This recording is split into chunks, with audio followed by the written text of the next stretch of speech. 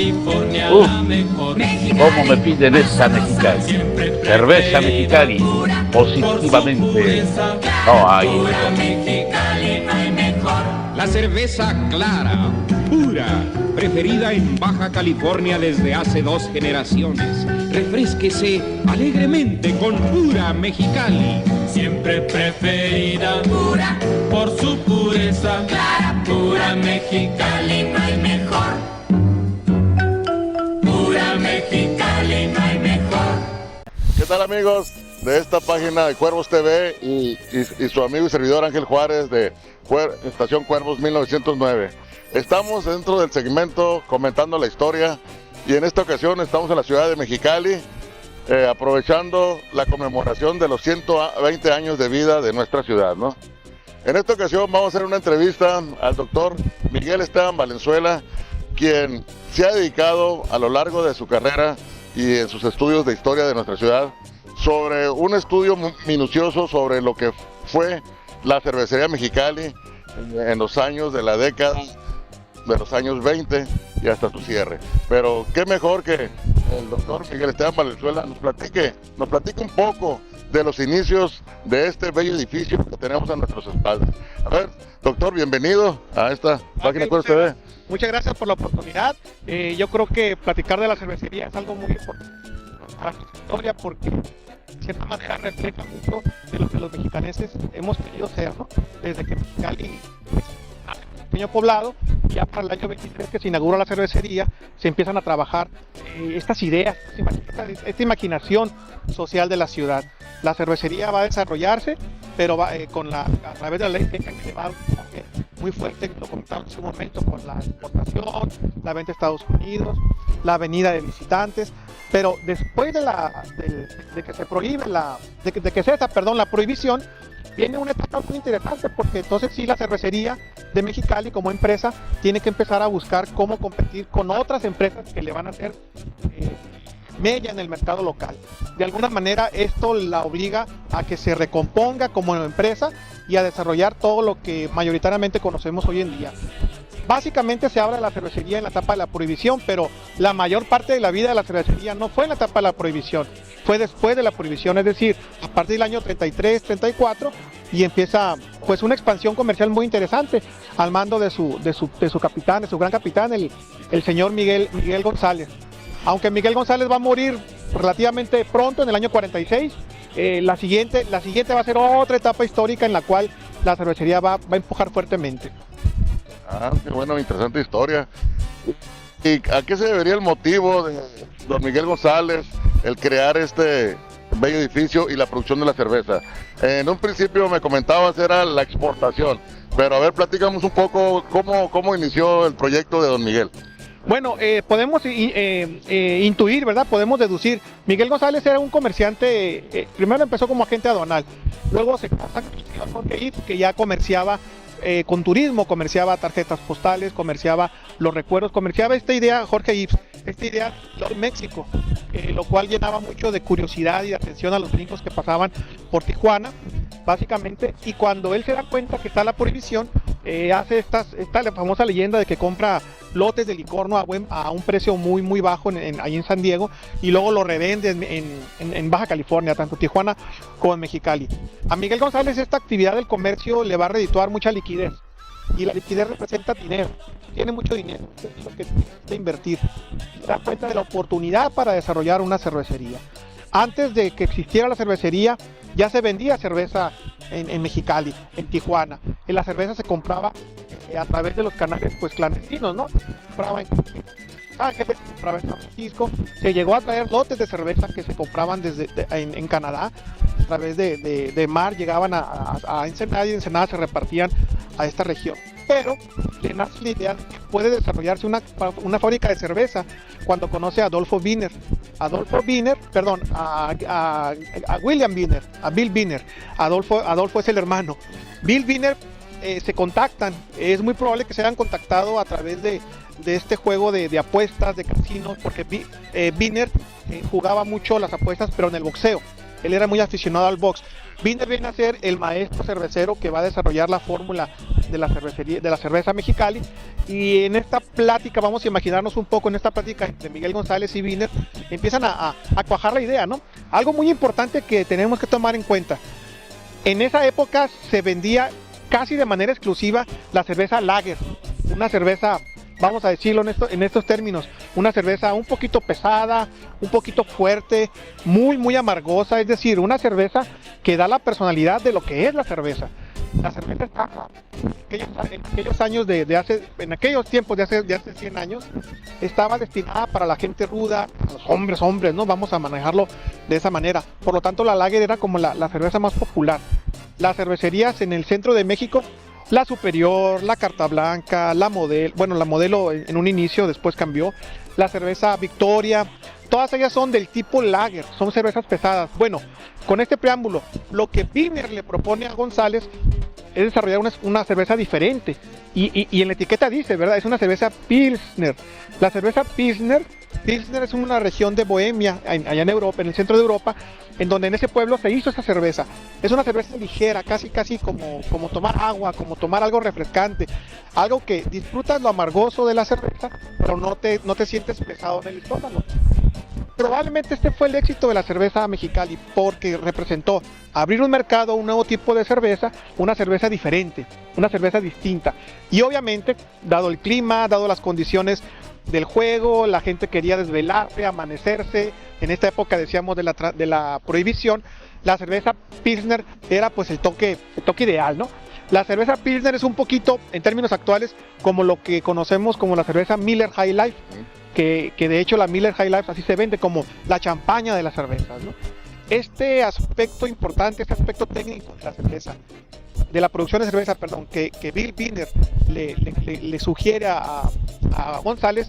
González compra el proyecto, compra la idea, y Bill Binder se hace socio de González. Bill Binder incluso es el que hace el diseño del edificio. Esta vieja torre que podemos observar, estaba el viejo modelo de gravedad, es decir, se aprovechaba desde la parte máxima de la torre, ir bajando la molienda de los granos, ir bajando la primer reposo, los primeros cocidos, y otra vez hasta llegar al embotellamiento, ¿no? Entonces, esta fórmula entre González y Binder va a ser el sello. Pudiéramos un poco especular, si Bill Binder no se encuentra con Miguel González, ¿qué hubiera hecho González? Pues seguramente hubiera hecho esta cervecería, y a lo mejor le hubiera vendido la cerveza lager, ¿no? El asunto está en que él logra tener esta mancuerna con Binder, y de esa forma pues es el éxito que todavía hoy 100 años estamos platicando, ¿no? La cerveza Pilsner, la cerveza Mexicali. Así es, ¿no? Interesante información, Miguel Esteban. Y ahora platícanos ese ámbito local, cómo empezó a ganarse el cariño de los mexicalenses y la región, el sabor y consumir nuestra cerveza Mexicali. ¿No había muchas empresas en aquella época, o por qué era favorita nuestra cerveza Mexicali durante la época de los 20 hasta su cierre de la cervecería? Bueno, un poco los años previos al cierre, es decir, vamos a ponerlos como del año 68, 69 al 73, la cervecería ya no operaba, digamos, 100%, tenía ciertos problemas de producción por un problema que hubo, por una restricción, de producciones, y la producción estuvo acechada por las otras grandes marcas, que en aquel tiempo era una tendencia, ¿no? Absorber las pequeñas cervecerías regionales, que fue el caso de la cerveza Mexicali. Pero en la etapa previa, es decir, después de la prohibición, año 33 hasta el año 65, 68, en esos periodos, ¿sí? La cerveza Mexicali se desarrolló de manera muy especial. ¿Por qué? Porque de alguna manera representaba, primero, una gran empresa de trabajo para una ciudad como Mexicali. Mexicali era una ciudad todavía compacta, yo le digo una ciudad de aluvión, porque vino gente de muchas partes de la República. Esto constituyó a que las personas tuvieran diferentes necesidades. Los que venían de Michoacán, los que venían de Sinaloa, los que venían de Sonora, los que venían del Estado de México, de Torreón, los que venían de Baja Sur. Lo que nos lograba identificar era esta personificación de Mexicali en una botella de cerveza. Parece curioso, pero recordemos que la cerveza tiene esta connotación social de que sirve para unir gente. también sirve para otras cosas, por supuesto, ¿verdad? No muy agradables. Las personas se embriagan, unos se vuelven violentos o generan accidentes, no sé. Pero en este ámbito, digamos, idealista de la cerveza, la Mexicali representó los puntos de unión. Siempre había cerveza Mexicali en las fiestas, en las carnes asadas, en los convivios, para recibir a la persona, para despedirla. La propia cervecería se mostró como una empresa muy amable con la comunidad. Por si todos no lo sabían, la cerveza Mexicali o trabajaba un patronato pro escuelas. Una de las escuelas más beneficiadas fue la que estaba aquí enfrente hace muchos años, la escuela Benito Juárez. También patrocinaba muchos eventos como el Día de las Madres, daba regalos. Aquí enfrente ponían un nacimiento para festejar y desarrollar esta idea de las posadas, las tradiciones mexicanas, perdón. En cierta manera hacía un aporte, digamos, cultural, no bajo un programa fijo en sí, sino por iniciativa de los dueños. Aquí hay otro elemento importante a considerar para que la cervecería se mostrara como algo muy propio, que los dueños originales, es decir, Miguel González, y a través de sus hijos en la sucesión, su hijo Víctor González, siguieron siendo los dueños inmediatos.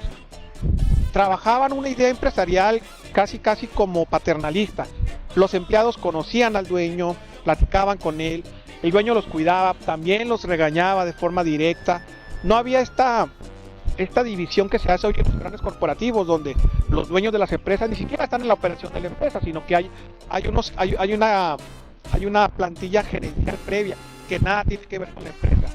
Entonces, el cuidar la empresa desde sus entrañas, el cuidarla desde sus inicios y vincularla con la comunidad, favoreció para que la propia comunidad adoptara a la cervecería como empresa, la adoptara como parte propia de la ciudad, y obviamente su marca de producto, que en este caso la cerveza Mexicali, fue apropiada por todos los mexicalenses como un elemento que nos unificara, que fuera lo que nos identificara más. Hay varios estudios que se han hecho posteriormente en los años 78, en el año 82 también hubo otro, de sociología. Estuvieron haciendo algunas encuestas iniciales para identificar estos primeros emblemas, ¿no?, que Mexicali tenía, y en todo salía muy alto el emblema de la cervecería de Mexicali. No la cerveza, la cervecería, la empresa como tal. Interesante información, Miguel Esteban. Ahora, pues nos podías platicar acerca, pues después de todo este desarrollo que tuvo durante varios años nuestra cervecería Mexicali, el motivo del cierre de esta cervecería, ¿cuál sería el motivo de que cerró sus puertas de la producción de esa cerveza tan rica que fue la cerveza Mexicali? Mexicali, sí. Bueno, el cierre tiene muchas aristas. Una de ellas es, como les decía yo, a nivel nacional, a nivel México, se empezó a promover un programa que se llamó sustitución de importaciones. Recordemos que operativamente hablando, la cervecería Mexicali todo le importaba, excepto cierta calidad de cebada y cierto arroz que se traía de Sonora. Pero el lúpulo venía acá del estado de Washington. Las botellas las compraban con vidrieras en Estados Unidos. La fabricación de etiquetas también las compraban con Estados Unidos. Sus diseños, todo esto favorecía a que se desarrollara un concepto diferente de la cerveza. Por eso todos sus insumos eran importados. Al momento que se cierran las fronteras, se obliga a que la empresa cervecería de Mexicali compre las botellas al principal productor de botellas que había en esa época, que era la compañía Vitro, que era del corporativo de la cervecería Cuauhtémoc. Las etiquetas a la compañía que hacía las mismas etiquetas. Es decir, de alguna manera se le limitó la proveeduría, y esa proveeduría internacional, esa proveeduría nacional, que fue la que sustituyó a la proveeduría internacional, entregaba, digamos, por accidente o a lo mejor adrede, no lo vamos a poder saber, entregaba botellas fuera de especificación, entregaba etiquetas mal trazadas, y esto elevó los costos. Al final de cuentas, por los años 70, la cerveza Mexicali tenía un costo de producción más elevado que el inicial. Entonces ya empezaron a sentir, vamos a decirlo, esta cierta forma de boicot, muy elegante, por cierto, ¿verdad? Es decir, cambiar la proveeduría, cambiar cierta legislación. Había otro elemento importante, venían mucho las inspecciones. En aquel tiempo, cuando había muchas cervecerías regionales, existía la supervisión de los inspectores de cerveza, que es un ramo fiscal muy interesante que trabajaba la Secretaría de Hacienda. El inspector de la cerveza radicaba un año completo en la cervecería. Tenía su oficina propia, tenía un departamento propio, y tenía que estar un año completo en la cervecería para vigilar adecuadamente todo el ciclo de producción. Ese ciclo de producción, que era un año completo, el propio inspector revisaba que se utilizaran las mismas mezclas que la fórmula decía, que no se embotellara cerveza por fuera para venderla fuera de impuestos, y lo principal, el conteo final de producción que entraba a reposo y producción que entraba embotellado. Entonces, estos ojos tan fuertes y este colmillo tan fuerte que la autoridad puso en la operación específica de la cerveza Mexicali, terminó por ahorcar la operación. Y hubo un momento, en el que el mismo propietario, el señor Víctor González, en su momento, pues se cansó, sus habilidades gerenciales fueron mermando ante los nuevos requerimientos de la gerencia más moderna, ¿verdad? O poder librar adecuadamente los nuevos lineamientos y restricciones que la autoridad ponía. Eso por un lado, la operatividad y la elevación en el costo de la producción de cerveza. Por el otro lado, en el año 73, a nivel nacional también, se empiezan a trazar en el ámbito político y social muchas cuestiones de violencia, entre ellos la violencia contra los empresarios. Recordemos que en el año 73, precisamente en septiembre, es asesinado el empresario cervecero regiomontano Eugenio Garza Sada. Entonces, estos eventos y también la muerte antes que se dio al señor Arámbulo Zavala en Guadalajara, que era socio de la cervecería Modelo, en cierta forma asustan o ponen en guardia, ¿verdad?, a la familia González, en este caso a Víctor González, que también siente directo el golpe. Entonces, hay esta cuestión, por un lado lo social, lo político, y por otro lado lo económico y la elevación del costo de producción. La cervecería empieza a ser, ya no empieza a ser un negocio, y bueno, se opta por cerrar. El cierre se vuelve dramático, porque el cierre es, vamos a decirlo en este término, casi de un día para otro, ¿no? Todavía estaban en cocimiento casi 165,000 litros y se tiene que cerrar.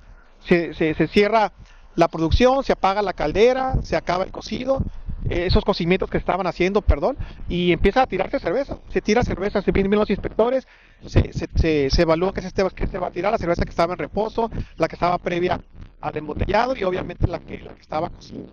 Entonces es un cierre dramático. La pura etapa del cierre es una etapa muy interesante.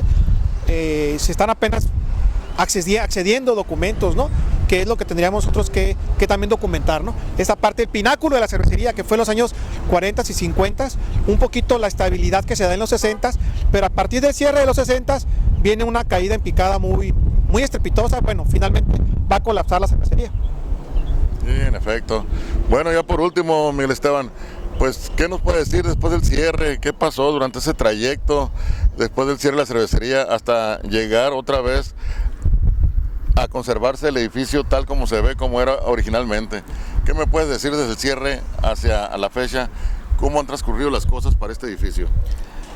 El cierre es muy interesante porque se cierra la operación en el 73 y por allá del año entre el 74 y el 76 se hacen negociaciones, se vende el edificio, entran avalúos, entran contratos nuevos. Para el 76 ya está completamente cerrada. Solo quedan creo que 2 o 3 personas, que es un contador haciendo las negociaciones finales, está otro inventarista y un guardia de seguridad. Entonces la cervecería cierra sus puertas y nada más atienden una pequeña oficina, digamos, pues mientras lo requiere el gobierno, ¿no?, mientras lo requiere la autoridad y esta nueva empresa que es la que organiza el cierre. Después de eso, la cervecería, sus edificios, yo lo menciono de esta manera, se vuelven como una cápsula del tiempo.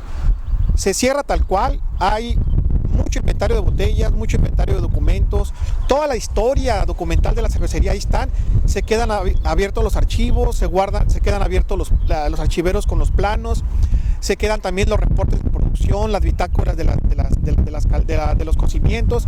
Entonces toda esa información queda encerrada.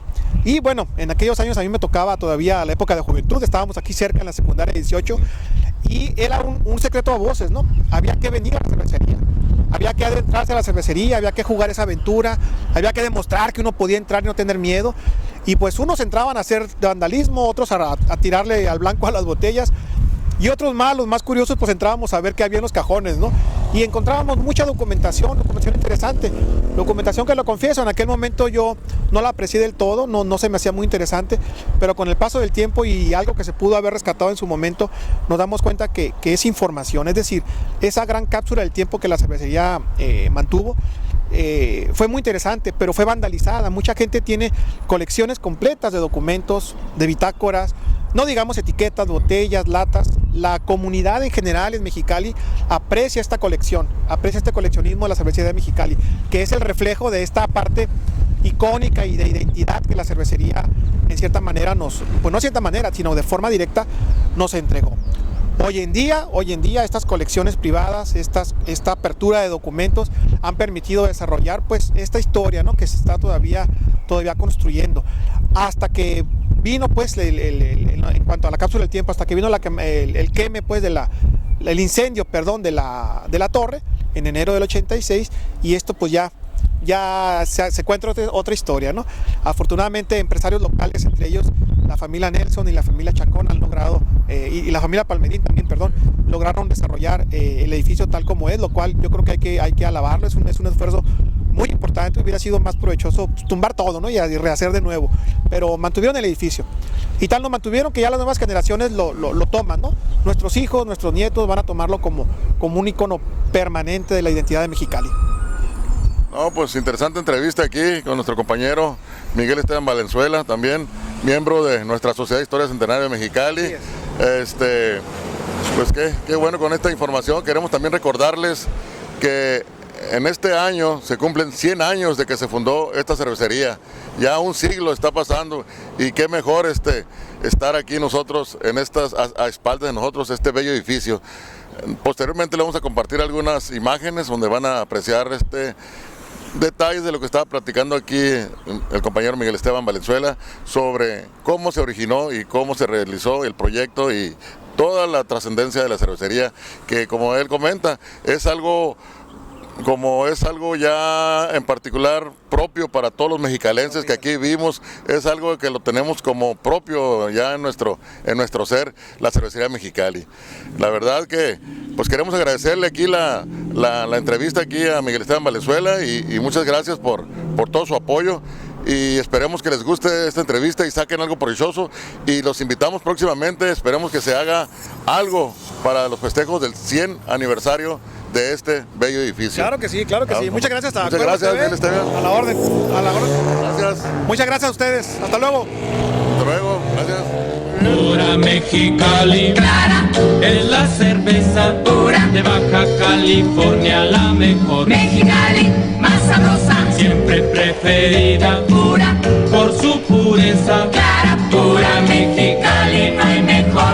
La cerveza clara, pura, preferida en Baja California desde hace 2 generaciones. Refrésquese alegremente con pura Mexicali. Siempre preferida Pura, por su pureza. clara, Pura Mexicali, no hay mejor.